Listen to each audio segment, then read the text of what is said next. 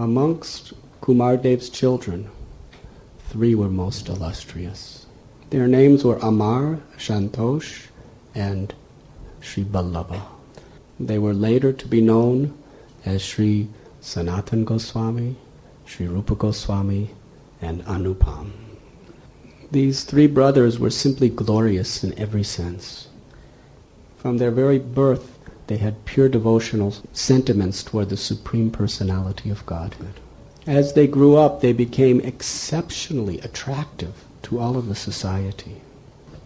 They had beautiful bodily features. They were perfectly noble and self-controlled.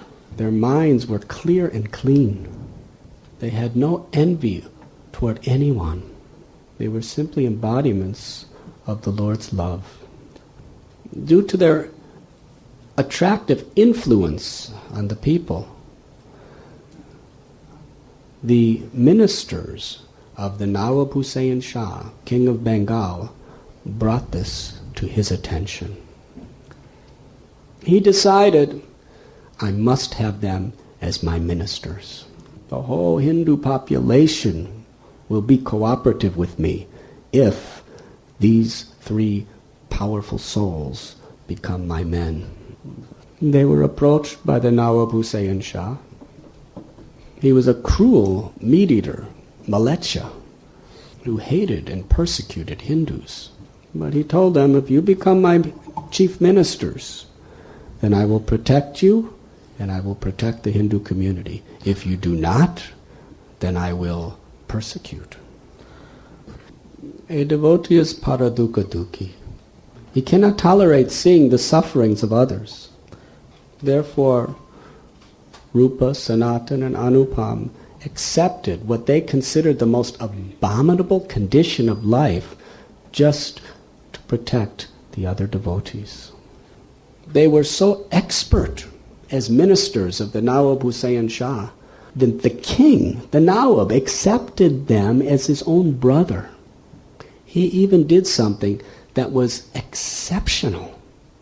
The Nawab Hussain Shah awarded 2 Hindus that were devoutly following their religion very exalted Muslim titles.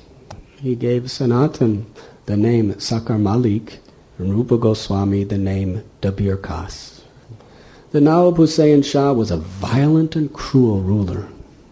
He was very, very passionate to usurp more and more property. So while he was out conquering other lands, he practically turned over the entire administration of his kingdom to Rupa and Sanatana. In fact, he even divided his own personal wealth with them.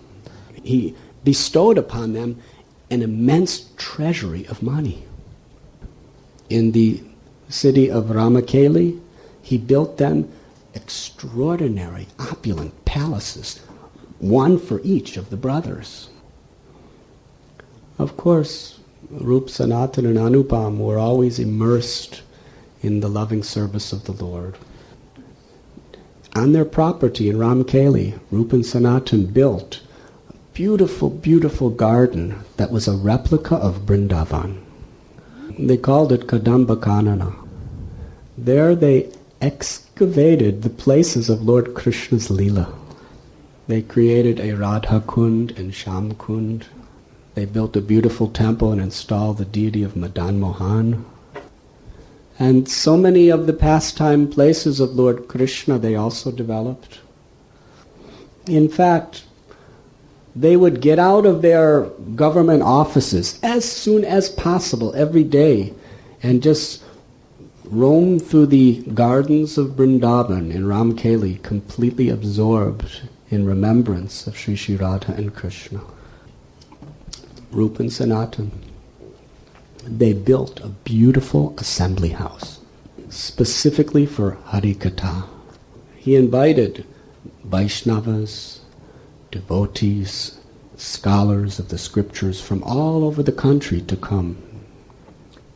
It is explained that hundreds and hundreds of these Vaishnavas and scholars would be gathered in this assembly house, and Rupa and Sanatan would be sitting there, effulgent. They looked just like Indra in the court of his pundits.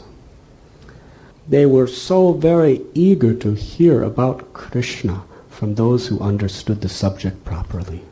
And when they would speak, everyone was struck with wonder. They had become practically the world's most proficient scholars of Sanskrit, Persian, and the local Bengali and Orient languages. They were the greatest authorities of the various scriptures of the world. Although they were multi-billionaires, they were so powerful that they were literally ruling the kingdom, and they were so learned, beautiful.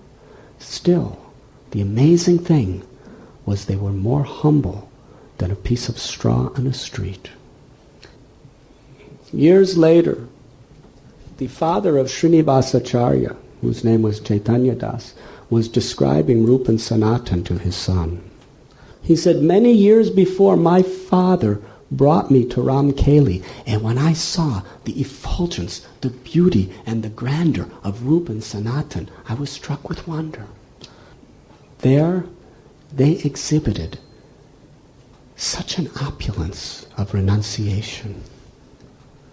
Although in such high positions, any devotee guest that came, however insignificant and unknown, even poverty-stricken, they would get down from their seats, bow down to those devotees with folded hands and honor them.